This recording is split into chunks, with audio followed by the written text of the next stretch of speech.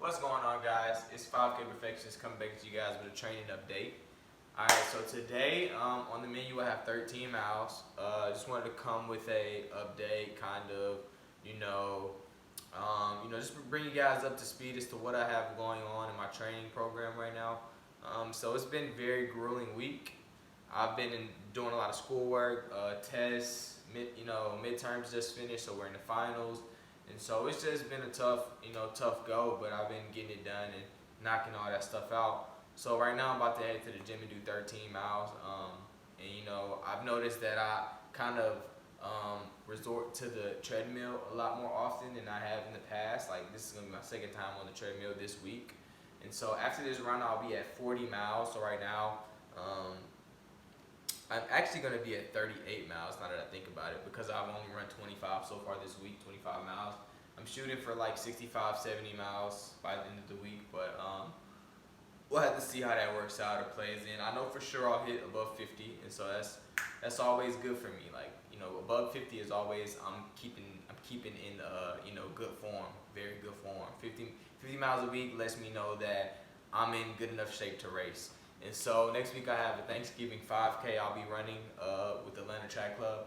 I haven't been doing much speed work, and so it's just I'm gonna race on miles. So I'm gonna race on legs that have been trained through just miles. No speed. I haven't done speed work in a couple weeks actually, and so anytime I negate that a little bit, I lose just a tiny bit of foot speed. But we're not gonna cry about that. We're just gonna go out there and put it on the line. And thank God that I do have some innate, natural foot speed there. And so it's kind of just the little nuances that go into running. It's like, if you don't do the speed work, you're gonna lose a little bit of speed, of course, especially if you're doing a lot of miles like I'm doing. And so I'm gonna head to the gym. I'm gonna take me some. This is good for any runner. I don't know if you guys can see that. Let's see if I can get it up there. Okay. It's Beet Root Juice. This is Beet Root Juice, guys. All right, and so it's 100% pure beetroot, and it mixes easily, and so one serving is about 2 ounces of fresh beets. And so what that's gonna mean is that you're gonna be getting, you're gonna be getting a good amount of blood flow during your run. You want to take it 20 to 30 minutes prior to your run, and it's going to increase that oxygenated blood through the body, and it's going to give you up to a 16% performance increase. And so that's just a little tip for you guys. Now I've had it for a while, and I haven't used it consistently enough because I've been just running. So I'm kind of mashing these little pieces up because I've had it for a while now, and I've just started back taking it consistently because I know it works. Most elite endurance runners use this stuff, and so just crushing it up into a fine powder here, and then I have, so this is my wine glass. Sometimes I mix my pre-workouts or whatever I have that I'm gonna take for the day. I mix it in there, and so what I'll do is we got some tiny pieces that I still need to crush up here. Give me 1 second. All right, so we'll get some of this smooth beetroot that we have here. And so if you see, it looks like that, kind of like a fine powder. You can kind of see it smoky a little bit. I don't know if you can see that. It's like a fine powder there. It doesn't smell bad, but it tastes a lot worse than it smells and looks. So you just drop it in there. And I like to do 2 scoops. I personally like to do 2. I like to overdo everything. So, when I was in college and high school, I would take like pre-workout stuff. You know what I'm saying? Like the stuff that has like creatine in it or whatever, and that stuff like sends a tingle through your whole body. And so I would take that stuff and I would just pile it on two big old scoops. And not the most healthy thing on the planet, but when you're running as much as I am, you gotta drink. Another thing, if you're taking anything like creatine or pre-workout, you want to make sure you're drinking a gallon of water a day at least. You need to be drinking a gallon of water a day.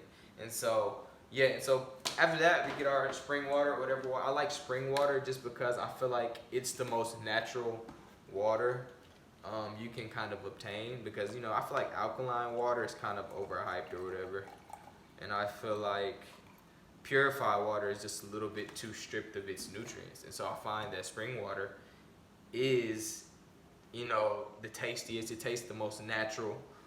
And so, you know, it looks kind of like this, kind of like, I don't know, what does it look like? It doesn't look like wine, really. It looks more like, you know, like a Lipton tea or something like that, but it tastes nothing like Lipton, Lipton tea, you know what I'm saying?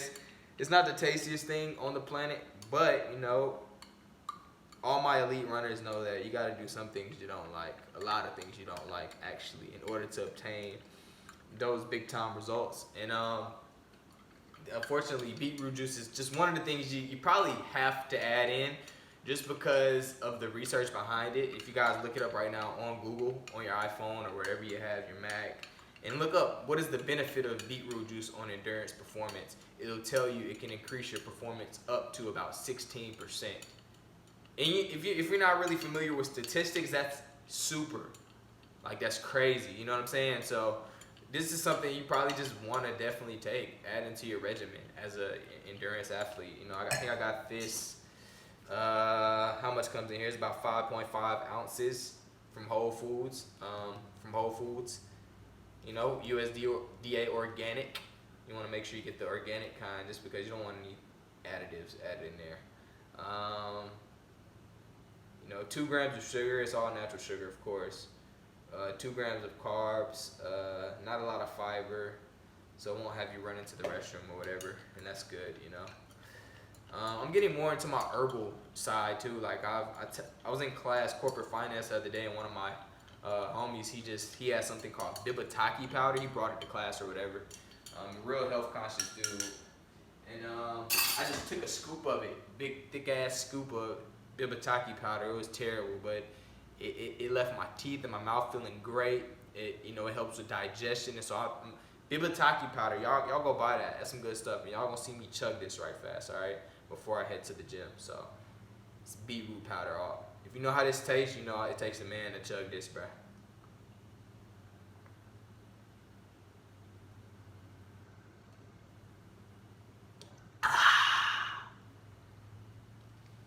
Woo! Boy, that's him. That's him. Yes, sir. That's him. Yes, sir. Whew, I hate that stuff, man. You know? But, you know, you can feel the impact it has on your training. Every time you go on for a long run, you want to take some beet root juice. Now, today won't be considered a long run for me, but it's 13 miles. And so, it is a long run, you know? And so with that, guys, I think that I'm gonna wrap the video up. I might, you know what? I'm not even gonna add any training into the video today, just because of, you know, my time that I have. I'm on a tight schedule. I need to get these 13 miles done. I don't have time to set up or whatever. And so with that, guys, it's 5K. I'm out.